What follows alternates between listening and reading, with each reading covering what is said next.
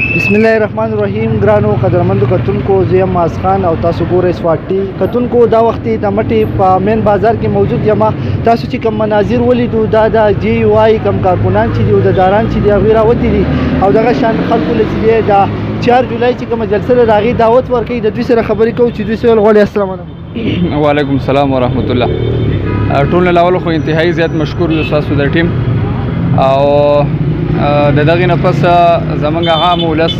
عام مسلمانانو ته هغه کاروباري حضرات دي او نوکر پیشه حضرات دي هغه ټول ته زمونږ دعوت ته د 4 جولای باندې چې کم د پیډیم زیر اهتمام منګوره ګراسي ګراوند کې جلسه کیږي. تاسو ټول ته د شرکت دعوت دی چې تاسو راشئ او خپل قومي فریضه هغه ادا کړئ. ځکه چې موجوده چې کوم حکومت روان دی نه دغه حکومت یوازې دا نه چې یاره زمونږ په اسلامي اقدارو باندې هغوی حمله کړې ده بلکې زمونږ معاشي قاتلان هم هغوی دي او د قوم سره چې کومې وعدې هغه کړې وي او کم سبز باغونه قوم ته ښودلي وو نن هغه ټولې خبرې چې دی نه هغه دروغ وختې او د نواز شریف او د زرداری په حکومتونو کې چې په کم شهري باندې اوسطن 70 نه د 85,000 روپو پورې قرضه وه نو معاصب دا به ستاسو په ادراک کې وي چې هغه قرضه نن د 2 لک نه اباو شوي د په هر شهري باندې د پاکستان هغه د 2 لکو نه زیاته قرضه دومره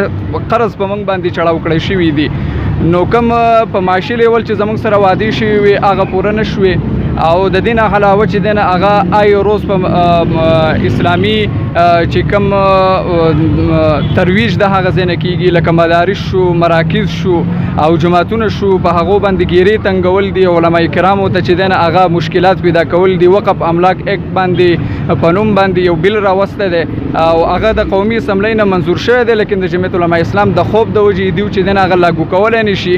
دا مدارس مساجد جماعتونه دا ټول هر سره د حکومت په خپل تحویل کې علي او چې بیا د حکومت څه خوښوي چې دغه په منبر باندې مولوي صاحب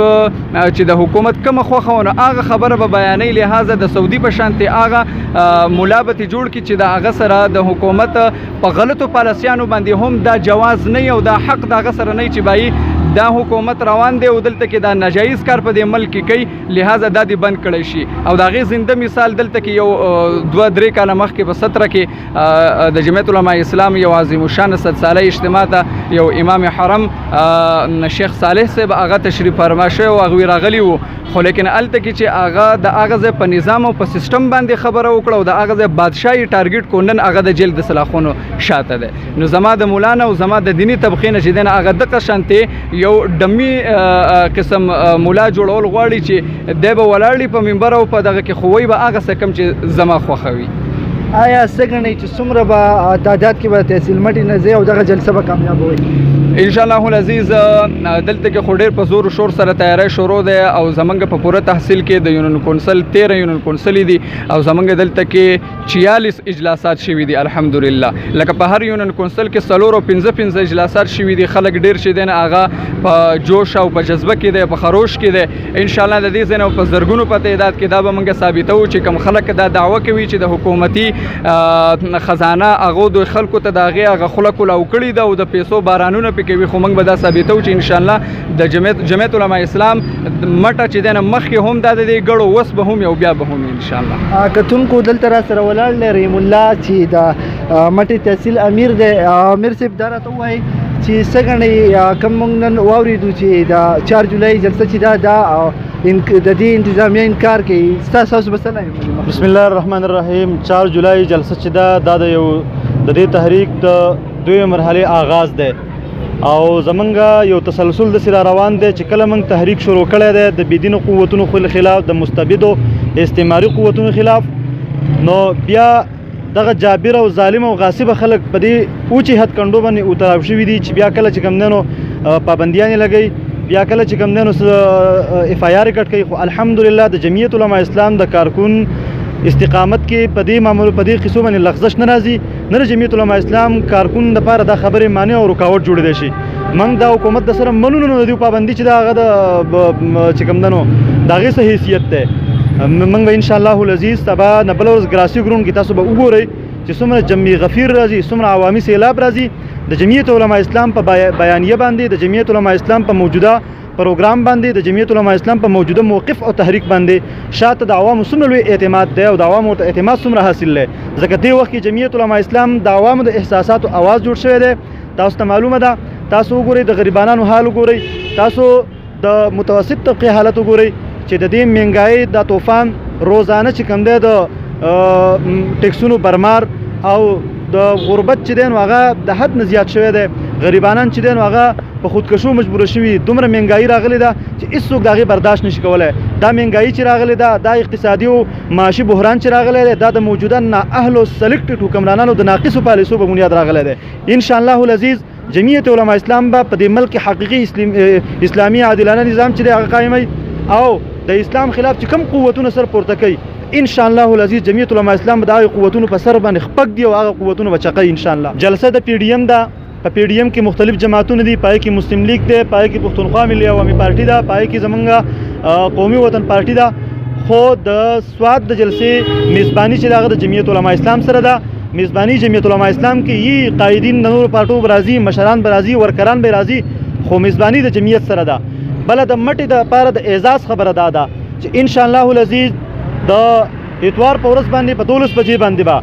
د مټې نه چې کومه عظیم الشانه قافله ځي په زرګونو ګاډۍ به په هغې کې شاملي، هغه به د جمعیت علماء اسلام په قومي اسمبلۍ کې چې کوم پارلماني لیډر دی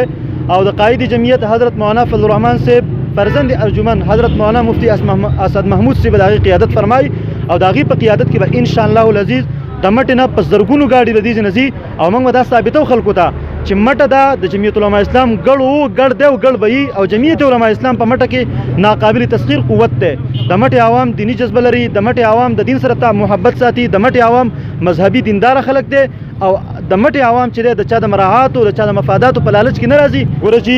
تاسو د دې خبرو نه په خپله اندازه ولګوئ چې دغه خلک څومره د خوف او حیرت شکار دي، څومره د پریشر شکار دي. تاسو د دین اندازه ولګئ چې جلسه کامیابه ده. جلسې چې کوم مقاصد دي چې موجوده حکمرانانو نه موږ نجات حاصل کو، هغه مقصد د جلسې نه مخکې حاصل شوی دی چې د هغو په ایوانونو کې چې کوم دی لرزه طاري شوې ده. اوس پروپیګنډې خورئ، مختلفې بهانې خورئ، کله وایي په پابندي لګولې ده، کله وایي جلسه منسوخ شوې ده. نه جلسه منسوخ شوې ده، نه په چې کوم دی څه قسم څوک د پابندۍ لګولو جرأت کولی شي. ان شاء الله العزیز په کثیر تعداد کې، په بھرپور قوت او طاقت کې او په پوره جمعي غفیر کې به ان شاء الله العزیز جلسه کیږي او دا جلسه به داسې تاریخي جلسه کیږي چې د سوات نه د کې پی کې د ټول نه تاریخ ساز جلسه به چې د دې ریکارډ به بیا هیڅکله څوک مات نه کړی شي ان شاء الله العزیز. او نن تاسو د دې ملګرو دا جذبه وینئ او دا کارکونان تاسو وینئ او چې چاله منګه ځو هر سړی د دې دعوت په مینه قبلوي او هر سړی وایي موږ خو د دعوت په انتظار نه سو، موږ ته صرف پته نه وه چې داسې مسیحا را پیدا شي او دا کوم موجوده سخت حالات چې جوړ شوي دي او د دغې حالاتو چې کوم دی مداوا زموږ لپاره جوړ شي، داسې یو صالح قیادت راشي چې دا ملک د کومو بحرانونو سره مخ دی او د کومو بحرانونو مسایلو شکار دی چې دا ملک د دې مسایلو نه وباسي. نو ټول عوام ټول قوم به یک اواز دا وایي چې د دې بحرانونو نه چې ملک ویستلی شي د هغې صلاحیت مولانا فضل الرحمن کې شته. مولانا فضل الرحمن دا صلاحیت لري. ان شاء الله مولانا فضل الرحمن صاحب د دې تحریک قیادت کوي. د هغې په قیادت کې به ان شاء الله العزیز دا تحریک منطقي انجام ته رسیږي او دا به د کامیابۍ سره همکنار کېږي او ان شاء الله دا موجوده سلیکټډ نااهله مسلک شده حکمرانان چې دي د دې نه به دا نجات حاصلېږي او دا ملک چې د بهترۍ طرف ته به ګامزن کېږي. ستاسو د میډیا د ملګرو معاذ صاحب او ستاسو ټول ټیم ډېره مننه، ډېره شکریه. الله مو خوشحاله